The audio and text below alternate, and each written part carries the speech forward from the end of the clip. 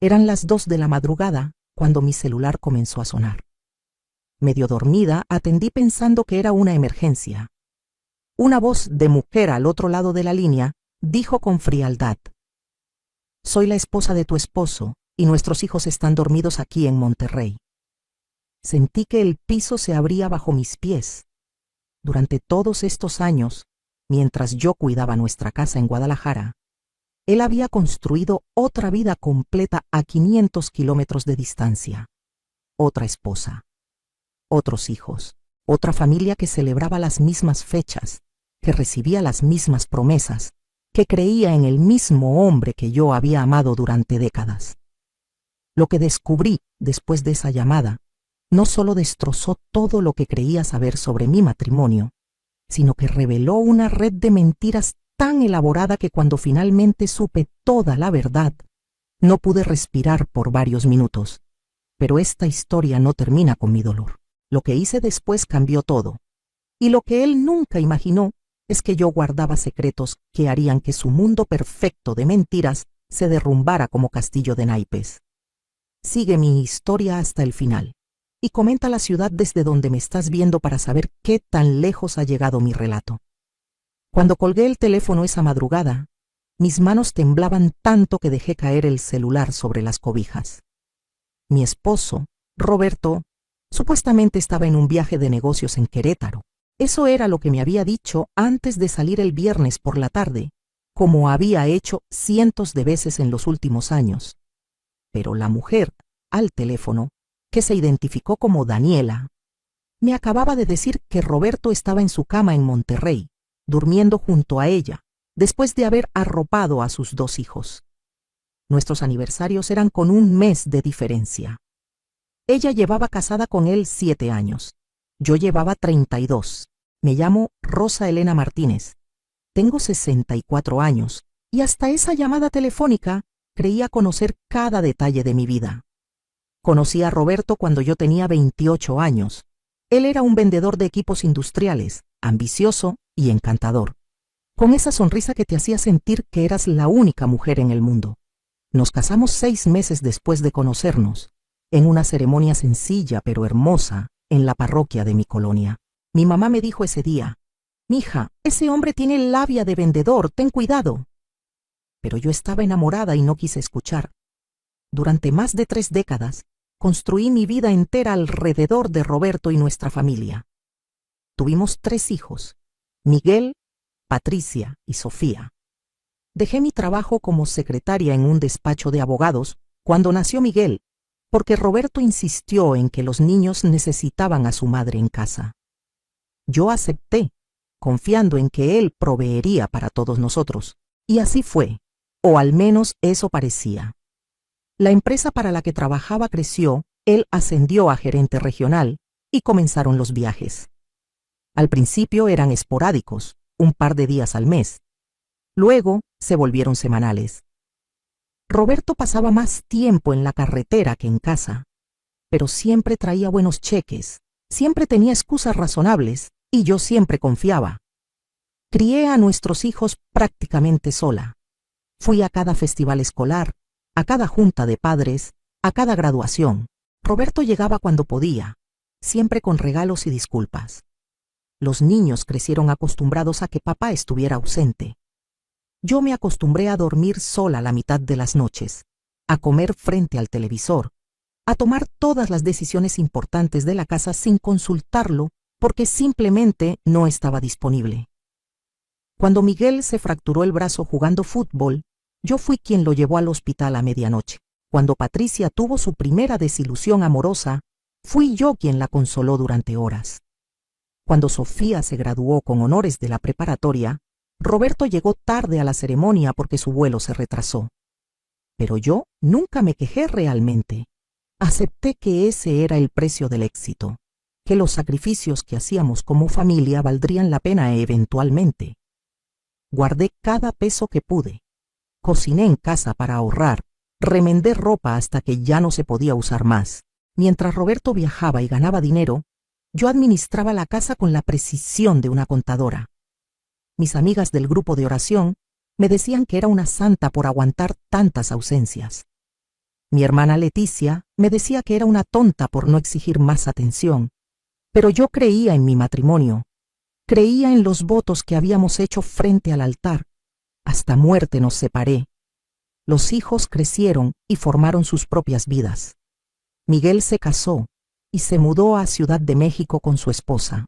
Patricia vive en Tijuana con su pareja.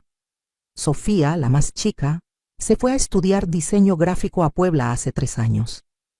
De repente, después de décadas de casa llena, Roberto y yo estábamos solos. Pensé que finalmente tendríamos tiempo para nosotros, que los viajes disminuirían, que podríamos viajar juntos, disfrutar de la vida que habíamos construido. Pero los viajes no disminuyeron. De hecho, aumentaron. Roberto ahora se iba jueves por la tarde y regresaba lunes por la mañana, casi todas las semanas. Monterrey, decía siempre, tenemos muchos clientes importantes en Monterrey. Hubo señales que debía haber visto. El teléfono que siempre mantenía boca abajo sobre la mesa. Las llamadas que contestaba en el jardín alejándose de mí. Los fines de semana completos que pasaba fuera, supuestamente en convenciones o reuniones con distribuidores. La vez que encontré un recibo de un restaurante romántico en Monterrey, y él me dijo que había sido una cena de negocios con clientes. La ocasión en que una de mis vecinas juró haberlo visto en el aeropuerto con una mujer más joven, pero Roberto me convenció de que ella estaba confundida, que tenía un rostro común. Yo quería creer, necesitaba creer, porque aceptar la alternativa significaba reconocer que había desperdiciado mi vida entera. Daniela me dijo por teléfono aquella madrugada que llevaba semanas debatiéndose si llamarme o no. Había descubierto mi existencia por accidente, cuando Roberto dejó su laptop abierta y ella vio fotos de nuestra boda en una carpeta antigua. Cuando lo confrontó, él le dijo que yo era su exesposa, que nos habíamos divorciado hacía años, pero manteníamos una relación cordial por los hijos. Pero Daniela no le creyó. Investigó. Encontró nuestro certificado de matrimonio. Nunca nos habíamos divorciado. Todavía estábamos legalmente casados. Y así fue como 2 mujeres que nunca se habían conocido terminaron hablando en la madrugada, ambas víctimas del mismo mentiroso. Después de colgar con Daniela esa noche, no pude volver a dormir. Me quedé sentada en la cama, con todas las luces apagadas, viendo las manecillas del reloj avanzar lentamente hasta que amaneció. Mi mente repasaba cada detalle de los últimos años, reinterpretando cada ausencia, cada excusa, cada mentira disfrazada de verdad. Cuando finalmente salió el sol, tomé mi teléfono y marqué el número de Roberto. Contestó al tercer tono, con voz somnolienta. ¿Amor? ¿Qué pasó? ¿Está todo bien?, preguntó. Y el cinismo de llamarme amor mientras estaba acostado junto a su otra esposa me revolvió el estómago. ¿Dónde estás?, le pregunté con voz firme, aunque por dentro me estaba desmoronando. En el hotel en Querétaro, ya te dije. Tenemos reuniones todo el fin de semana. ¿Por qué? ¿Pasó algo? Su voz sonaba genuinamente preocupada. 32 años juntos lo habían convertido en un mentiroso experto. Nada, respondí. Solo quería escuchar tu voz. Colgué antes de que pudiera responder. No estaba lista para confrontarlo. Primero necesitaba entender la magnitud de su traición. Llamé a Daniela de vuelta al mediodía. Quedamos de encontrarnos en secreto 2 días después, un martes en el que sabíamos que Roberto estaría viajando a León por trabajo real. Ella condujo 3 horas desde Monterrey hasta un café en Saltillo, punto intermedio entre nuestras ciudades. Cuando la vi entrar al café, reconocí el mismo dolor en sus ojos que sentía en los míos. Era más joven que yo, quizás de 40 años, bonita, con el cabello largo y oscuro. Nos sentamos frente a frente, 2 extrañas unidas por el mismo engaño. Durante 4 horas comparamos nuestras vidas. Las similitudes eran escalofriantes. Roberto usaba las mismas frases con ambas. Nos había propuesto matrimonio de maneras casi idénticas. Celebraba su cumpleaños 2 veces al año, uno con cada familia. Los regalos que nos daba eran parecidos, comprados probablemente en el mismo centro comercial durante sus viajes. Daniela me mostró fotos de su boda. Yo le mostré fotos de la mía. Compartimos historias de aniversarios, de promesas rotas, de ausencias justificadas con el trabajo. ¿Cómo es posible que hayamos sido tan ciegas?, preguntó Daniela, limpiándose las lágrimas con una servilleta. Porque confiamos, respondí. Porque cuando amas a alguien, quieres creer lo mejor de esa persona. Daniela tenía 2 hijos con Roberto, un niño de 6 años y una niña de 4. Les había puesto de nombres Roberto Jr. y Valentina. Mi Roberto, nuestro Roberto, había estado presente en sus nacimientos, en sus primeros pasos, en sus primeros días de escuela. Todas las experiencias que se había perdido con nuestros hijos, las había vivido con los hijos de Daniela. La rabia que sentí en ese momento fue casi física, como si me estuvieran arrancando algo desde el centro del pecho. ¿Cuánto dinero te da mensualmente?, le pregunté. Y cuando me dijo la cantidad, casi me caigo de la silla. Era el doble de lo que dejaba para los gastos de nuestra casa. Roberto mantenía 2 hogares y estaba invirtiendo más en su familia nueva que en la que había tenido durante décadas. Daniela también me contó que Roberto le había dicho que viajaba tanto porque estaba expandiendo el negocio, preparando su futuro juntos. Le prometió que pronto se retiraría y pasarían más tiempo en familia. Las mismas promesas que me había hecho a mí durante años. Las mismas mentiras empaquetadas con diferentes moños. Tengo fotos, dijo Daniela sacando su teléfono. Me mostró imágenes de cumpleaños, de navidades, de días de Reyes con los niños abriendo regalos mientras Roberto sonreía a la cámara. En una foto, usaba la misma camisa azul que yo le había regalado en su último cumpleaños. La había estrenado con su otra familia antes que conmigo. Me mostró fotos de viajes que supuestamente Roberto hacía solo por trabajo, pero en las que aparecía Daniela a su lado, sonrientes en playas y pueblos mágicos. Mientras yo me quedaba en casa esperándolo, él construía recuerdos con otra mujer. ¿Qué vamos a hacer?, preguntó Daniela, su voz quebrándose. Tengo 2 niños pequeños. Dependía económicamente de él para todo. Esa era otra similitud entre nosotras. Roberto se había asegurado de que ambas dependiéramos de él financieramente. A mí me había convencido de dejar mi trabajo décadas atrás. A Daniela le había dicho que era mejor que se quedara en casa con los niños mientras eran pequeños. Nos había convertido a ambas en mujeres sin ingresos propios, atadas a él por necesidad además de por amor. Cuando regresé a casa esa tarde, la casa me pareció diferente. Los muebles que Roberto y yo habíamos comprado juntos, las fotos en las paredes, los recuerdos de décadas, todo se sentía contaminado por la mentira. Entré a nuestro cuarto y abrí su closet. En el fondo, detrás de sus trajes de trabajo, encontré una maleta pequeña que nunca había visto. La abrí. Dentro había otra billetera con identificaciones a nombre de Roberto Jiménez Contreras. El mismo nombre, pero con apellido materno diferente. Había fotos de Daniela y los niños. Había recibos de restaurantes en Monterrey, de jugueterías, de florería. Una vida completa documentada en papeles escondidos. Seguí buscando. En el cajón más bajo de su escritorio, debajo de viejos documentos de trabajo, encontré un teléfono celular que nunca había visto. Lo encendí. Tenía batería baja, pero suficiente para ver los mensajes. Años de conversaciones con Daniela. Te amo, te extraño. Los niños te mandan besos. Llegaré el jueves por la noche. Mensajes que revelaban la profundidad de su doble vida, la premeditación de cada mentira. Pero lo que más me dolió fue encontrar una carta que Roberto le había escrito a Daniela 2 años atrás, guardada en un sobre dentro del teléfono secreto. En ella, le confesaba que su matrimonio conmigo era un error de juventud, que yo era una mujer amargada y controladora, que solo se quedaba conmigo por obligación, pero que su verdadero amor era ella. Cada palabra era una puñalada. Después de todo lo que había sacrificado por él, por nuestra familia, Así era como hablaba de mí a sus espaldas. Durante las siguientes semanas, fingí que todo estaba normal.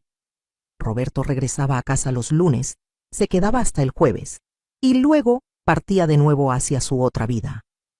Yo le preparaba sus comidas favoritas, le preguntaba sobre su trabajo, me acostaba a su lado por las noches como si nada hubiera cambiado. Pero por dentro, cada interacción me quemaba, cada beso era veneno. Cada te amo que me decía era otra mentira que agregaba a la montaña de engaños. Daniela y yo mantuvimos contacto secreto. Intercambiábamos mensajes usando aplicaciones que luego borrábamos.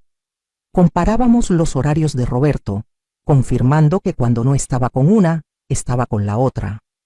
No había viajes de trabajo misteriosos adicionales. Solo éramos nosotras dos, las dos mujeres tontas que habían creído en el mismo hombre. Pero entonces recibí una llamada que lo cambió todo. Era de la licenciada Hernández, una abogada que había sido compañera mía en la secundaria y con quien había mantenido contacto esporádico a través de los años.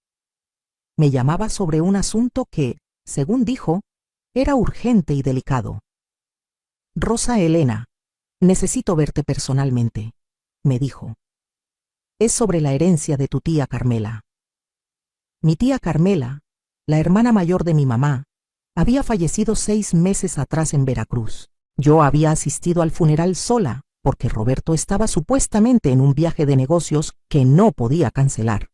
La tía Carmela nunca se había casado ni tuvo hijos. Había trabajado toda su vida como maestra y luego como directora de escuela. Vivía modestamente en una casa pequeña. Nunca imaginé que tuviera algo significativo que heredar. Me reuní con la licenciada Hernández en su oficina 2 días después. Lo que me reveló me dejó sin palabras. La tía Carmela, además de su casa en Veracruz, era dueña de 3 propiedades comerciales en el centro de la ciudad, que rentaba desde hacía décadas. También tenía inversiones en certificados de depósito y acciones que había acumulado durante 40 años de trabajo y ahorro disciplinado. El valor total de su patrimonio era de poco más de 8 millones de pesos, y yo era su única heredera. ¿Por qué no sabía nada de esto?, pregunté completamente aturdida. Tu tía era muy reservada con su dinero, explicó la licenciada. Vivía sencillamente porque no quería que la familia la buscara por interés, pero te dejó una carta. La licenciada me entregó un sobre amarillento con mi nombre escrito en la letra temblorosa de mi tía. La abrí con manos temblorosas y leí las palabras que mi tía había escrito meses antes de morir. Mi querida Rosa Elena, comenzaba la carta, si estás leyendo esto, es porque ya partí de este mundo. Quiero que sepas que siempre te admiré por tu fortaleza y tu bondad, aunque muchas veces pensé que desperdiciabas esas cualidades en un hombre que no las merecía. Nunca me gustó Roberto. Perdóname por decírtelo ahora que ya no puedo decírtelo en persona. Pero vi cómo te convertiste en su sombra, cómo sacrificaste tus sueños por los de él. Guardo dinero toda mi vida precisamente para tener libertad, para no depender de nadie. Ahora te doy esa libertad a ti. Usa este dinero para ser feliz, para vivir la vida que mereces. Y si Roberto todavía está en tu vida cuando recibas esto, pregúntate si realmente te hace feliz o si solo te has acostumbrado a la infelicidad. Con todo mi amor, tía Carmela. Lloré en la oficina de la licenciada durante casi media hora. Mi tía, que siempre había sido callada y observadora, había visto lo que yo me negaba a ver durante décadas. Y ahora, desde la tumba, me estaba dando las herramientas para liberarme. Lo más importante era que Roberto no sabía nada de esta herencia. Yo nunca le había mencionado las propiedades de mi tía, porque ni siquiera sabía que existían. Nuestras finanzas siempre habían estado separadas. Él manejaba su dinero y me daba una cantidad mensual para los gastos de la casa. Nunca tuvimos cuentas conjuntas porque él decía que era más práctico así para su trabajo. Ahora entendía que era otra forma de mantener sus 2 vidas separadas, pero eso significaba que este dinero era completamente mío. Roberto no tenía ningún derecho legal sobre él. Esa noche, después de que Roberto se durmió, me quedé despierta en la sala, pensando, Por primera vez en 32 años, tenía poder real, tenía opciones, no estaba atrapada. Y una idea comenzó a formarse en mi mente, una idea que me llenó de una sensación que hacía años no experimentaba: esperanza. Los siguientes 2 meses fueron los más extraños de mi vida. Por fuera, todo seguía igual. Roberto iba y venía según su horario habitual. Yo cocinaba, limpiaba y representaba el papel de esposa devota, pero por dentro estaba ejecutando un plan. Lo primero que hice fue reunirme con un abogado especializado en divorcios, el licenciado Ramírez, recomendado por la licenciada Hernández. Le conté toda la situación, incluyendo la existencia de Daniela y la otra familia. El licenciado casi no podía creer lo que escuchaba. «Esto es bigamia», me dijo, moviendo la cabeza con incredulidad. «Es un delito penal.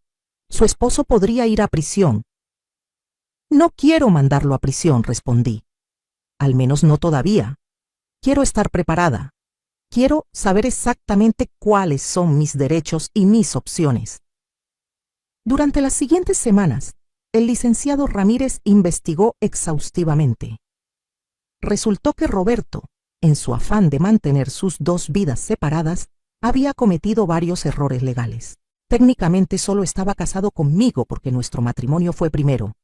Su matrimonio con Daniela era nulo desde el principio. Pero eso no cambiaba el hecho de que había cometido fraude, bigamia y potencialmente otros delitos. Además, como estábamos bajo régimen de sociedad conyugal, yo tenía derecho a la mitad de todo lo que habíamos adquirido durante el matrimonio, incluyendo su fondo de retiro y sus acciones en la empresa. Contraté a un investigador privado para documentar la doble vida de Roberto. Durante 4 semanas, ese investigador lo siguió, tomó fotos, grabó videos, recopiló evidencias. Tenía documentado cada viaje a Monterrey, cada noche que pasaba con Daniela, cada mentira.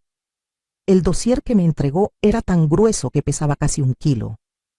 Mientras tanto, con el dinero de la herencia de mi tía, comencé a construir mi nueva vida en secreto. Compré un departamento pequeño pero bonito en una zona tranquila de la ciudad, registrado solo a mi nombre. Lo amuebló con muebles nuevos, todo elegido por mí, sin tener que consultar los gustos de nadie más. Abrí cuentas bancarias nuevas y transferí mi dinero a instituciones donde Roberto no tenía acceso. Consulté con un contador sobre cómo proteger mis activos y planificar mi futuro financiero. También hablé con mis hijos. Esa fue quizás la parte más difícil. Los cité a los 3 para un almuerzo en mi casa un domingo que sabía que Roberto estaría con Daniela. Cuando les conté la verdad sobre su padre, las reacciones fueron devastadoras.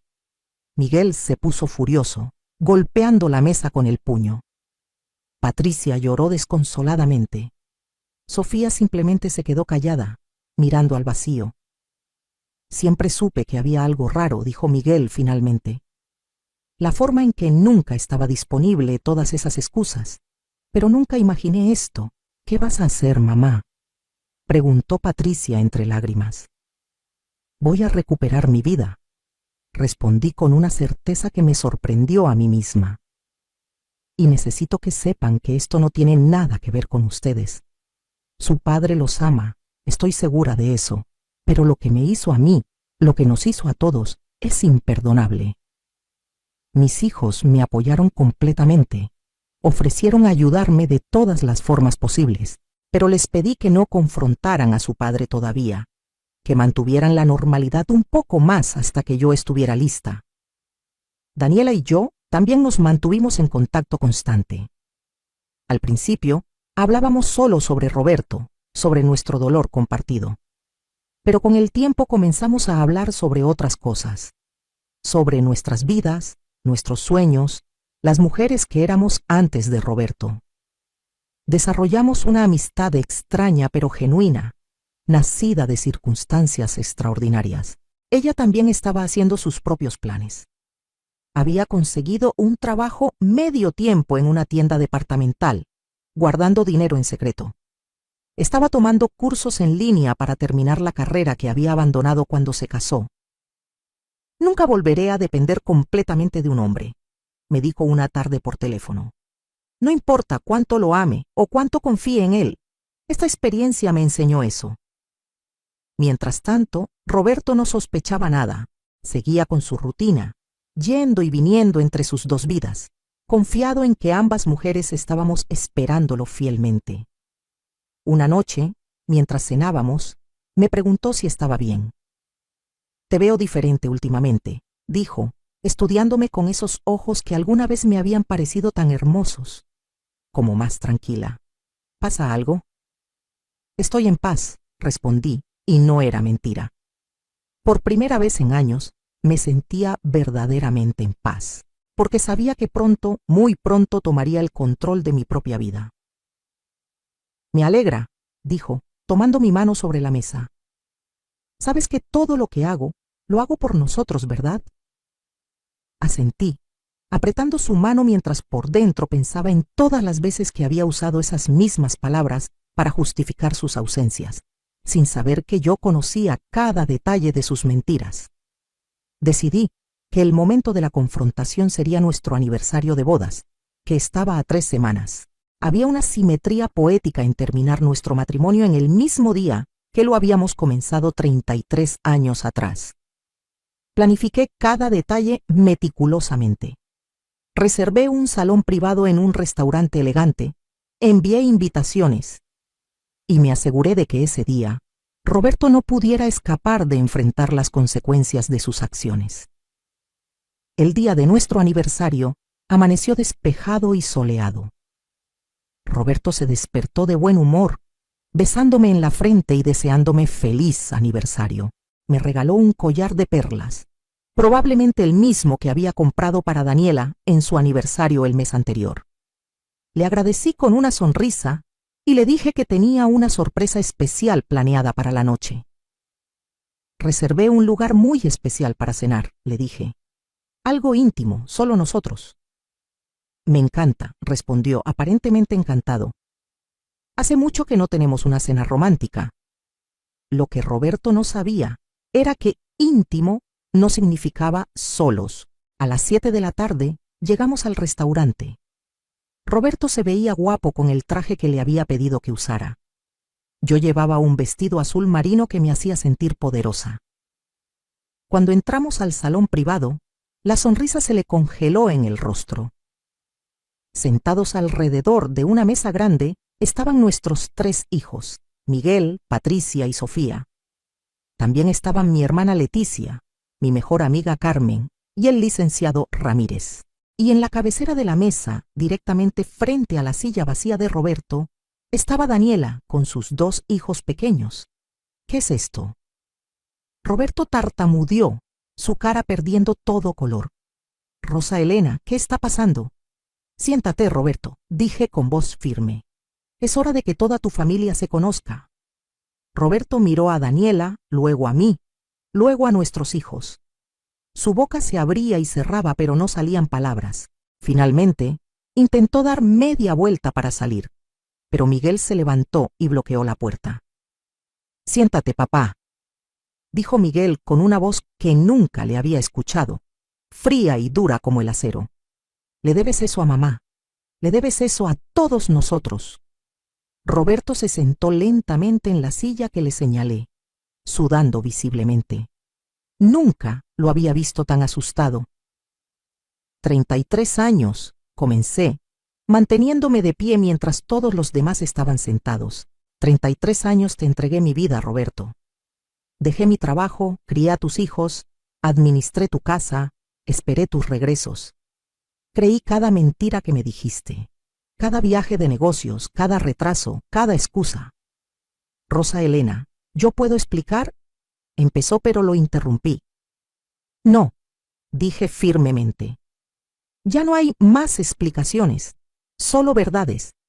Y la verdad es que durante los últimos 7 años has mantenido 2 familias completas, 2 esposas, 5 hijos, 2 vidas paralelas construidas sobre mentiras.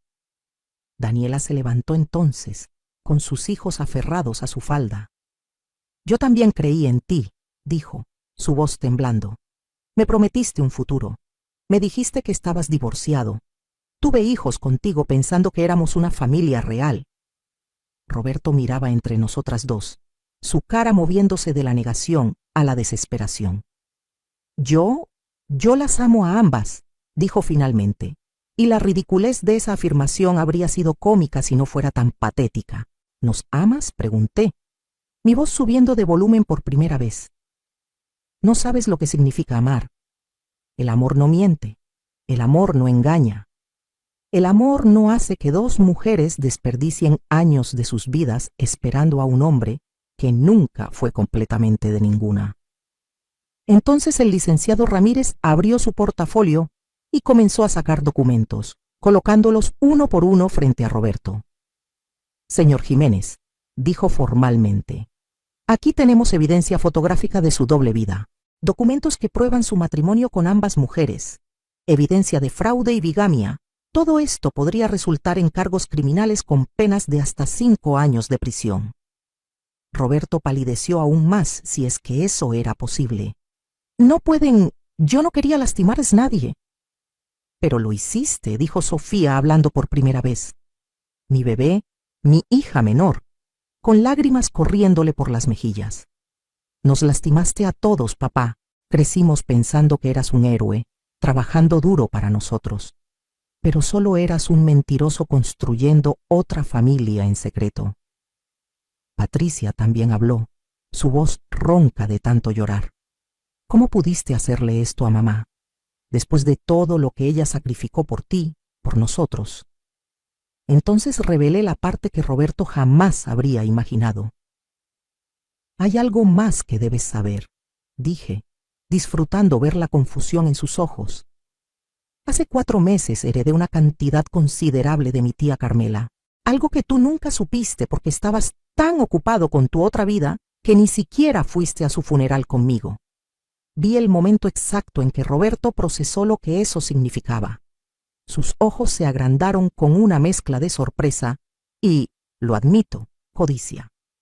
Con ese dinero, continué, compré mi propio departamento, contraté al mejor abogado de divorcios de la ciudad. Reuní toda la evidencia de tus crímenes y me di cuenta de algo importante. No te necesito. No necesito tu dinero. No necesito tus mentiras. No necesito absolutamente nada de ti. El licenciado Ramírez entonces colocó otro documento frente a Roberto. Aquí están los papeles de divorcio, explicó. La señora Martínez está dispuesta a no presentar cargos criminales en su contra bajo ciertas condiciones.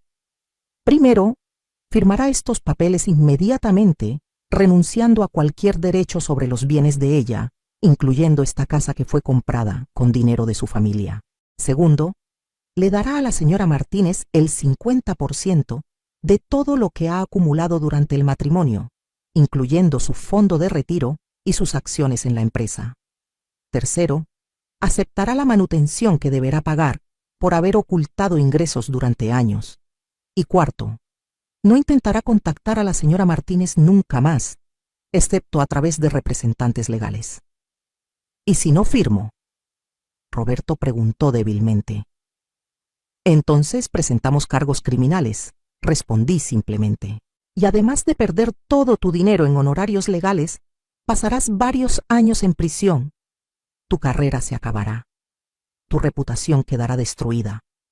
Y aún así, terminarás dándome todo lo que te estoy pidiendo, pero después de haber perdido tu libertad. Roberto tomó la pluma con mano temblorosa. Sabía que no tenía opción. Firmó cada documento que el licenciado le puso enfrente, sin siquiera leerlos completamente. Luego fue el turno de Daniela. Yo también tengo una propuesta para ti, dijo ella, más tranquila de lo que yo esperaba. No puedo demandarte por bigamia porque nuestro matrimonio técnicamente no es válido, pero puedo demandarte por pensión alimenticia para nuestros hijos. Y tengo evidencia de que les prometiste una vida, que actuaste como su padre, que los registraste con tu apellido. Así que vas a mantener a tus hijos, Roberto, todos ellos, los que tuviste conmigo y los que tuviste con Rosa Elena, y vas a hacerlo sin quejarte. Roberto solo asintió, completamente derrotado. Cuando terminó de firmar todos los documentos, me quité el anillo de matrimonio y lo coloqué sobre la mesa frente a él. 33 años, dije nuevamente. 33 años que nunca recuperaré, pero tampoco desperdiciaré ni un día más. Me di la vuelta para irme, pero Roberto habló por última vez. Rosa Elena, por favor, lo siento. Realmente lo siento. Yo me perdí. No sé cómo llegué a esto. Me detuve y lo miré. Realmente lo miré, quizás por primera vez en años. Y vi no al hombre encantador del que me había enamorado, ni al esposo en el que había confiado, sino a un hombre débil y egoísta que había causado dolor innecesario a tantas personas solo porque podía. Yo también lo siento, respondí. Siento haber desperdiciado tanto tiempo de mi vida contigo. Pero eso se acabó ahora. Salí del restaurante con mi cabeza en alto, mis hijos caminando a mi lado, y por primera vez en décadas sentí que podía respirar completamente. Han pasado 8 meses desde aquella cena de aniversario que cambió todo. La vida que he construido desde entonces es tan diferente de la que tenía que a veces me cuesta creer que sea real. El divorcio se finalizó hace 3 meses. Roberto cumplió con todos los términos del acuerdo, probablemente porque sabía que la alternativa era mucho peor. Me dio la mitad de su fondo de retiro, la mitad del valor de sus acciones en la empresa y una suma considerable por todos los años que ocultó ingresos reales. Combinado con mi herencia, ahora tengo seguridad financiera por el resto de mi vida. Vendí la casa donde vivimos Roberto y yo durante tantos años. No podía seguir viviendo entre esas paredes que habían albergado tantas mentiras. Con parte del dinero compré una casa más pequeña, pero acogedora en una colonia tranquila, con un jardín donde he comenzado a cultivar flores y hierbas. El resto lo invertí sabiamente, siguiendo el consejo de un asesor financiero. Por primera vez en mi vida, entiendo exactamente cuánto dinero tengo y hacia dónde va cada peso. Pero lo más importante no es el dinero, es la libertad. Me inscribí en clases de pintura en acuarela en el centro cultural de mi colonia. Algo que siempre quise hacer, pero nunca tuve tiempo porque estaba demasiado ocupada cuidando a todos los demás. Resulta que tengo talento para ello. Mi maestra dice que mis pinturas de paisajes transmiten una paz profunda. Le dije que es porque finalmente encontré paz en mi vida. También me uní a un grupo de viajes para mujeres mayores de 50. El mes pasado fuimos a Oaxaca. Caminé por las calles empedradas de la ciudad.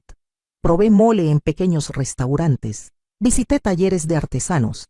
Y lo hice todo a mi propio ritmo, según mis propios intereses. No tuve que esperar a nadie. No tuve que adaptar mis planes a los horarios de otra persona. Fue glorioso. Mis hijos están orgullosos de mí. Miguel me dice que soy su héroe. Patricia llora cada vez que hablamos de lo fuerte que fui. Sofía viene a visitarme cada 2 semanas y pasamos el día completo juntas, cocinando, hablando, riendo. Me conocen de una forma nueva ahora. No solo como su madre que siempre estaba ahí para ellos, sino como una mujer completa con sus propios sueños y deseos. Roberto, por lo que sé, sigue viviendo con Daniela en Monterrey. Renunció a su trabajo porque la historia de su doble vida eventualmente salió a la luz y la empresa consideró que era un riesgo para su reputación. Ahora trabaja como vendedor independiente, ganando una fracción de lo que ganaba antes. Entre la pensión que me paga a mí y la manutención que paga por los hijos de Daniela, tiene que vivir de manera mucho más modesta. Daniela y yo seguimos en contacto. Nos hemos vuelto amigas genuinas, unidas por una experiencia que nadie más podría entender completamente. Ella decidió quedarse con Roberto, al menos por ahora, principalmente por sus hijos. No la juzgo. Cada mujer tiene que tomar sus propias decisiones sobre su vida. Pero la ayudo como puedo. Le transferí dinero para que pudiera terminar su carrera universitaria en línea. Ahora está a un semestre de graduarse como contadora. Cuando termine, me dijo la última vez que hablamos, voy a poder mantenerme sola si decido irme. Y esa opción, saber que podría irme si quisiera, lo cambia todo. Le entendí perfectamente. Porque eso es exactamente lo que me faltó durante tantos años. Opciones. Mi hermana Leticia me dice que me veo 10 años más joven. Mi amiga Carmen dice que nunca me había visto tan radiante. Y tienen razón. He perdido peso sin intentarlo, simplemente porque ahora camino todas las mañanas porque me da la gana, no porque alguien me lo haya dicho. Mi piel se ve mejor. Mi sonrisa es genuina. Duermo toda la noche sin despertarme con ansiedad. A veces, cuando estoy sola en mi casa nueva, me detengo y escucho el silencio. No es el silencio solitario de esperar a que alguien regrese. Es el silencio pacífico de estar completa por mí misma. Y me doy cuenta de que esta sensación de plenitud, es algo que nunca tuve en 33 años de matrimonio. ¿Me arrepiento de esos años? Es complicado. Esos años me dieron a mis 3 hijos maravillosos. Me enseñaron lecciones valiosas, aunque fueron lecciones dolorosas. Me mostraron qué tipo de mujer no quiero ser nunca más. Una mujer que se hace pequeña para que otros se sientan grandes. Una mujer que sacrifica sus sueños por las promesas vacías de otra persona. Una mujer que confunde lealtad con ser tonta. Pero no me arrepiento de haber terminado esa etapa. No me arrepiento de haber confrontado a Roberto. No me arrepiento de haber tomado el control de mi vida cuando finalmente tuve los recursos para hacerlo.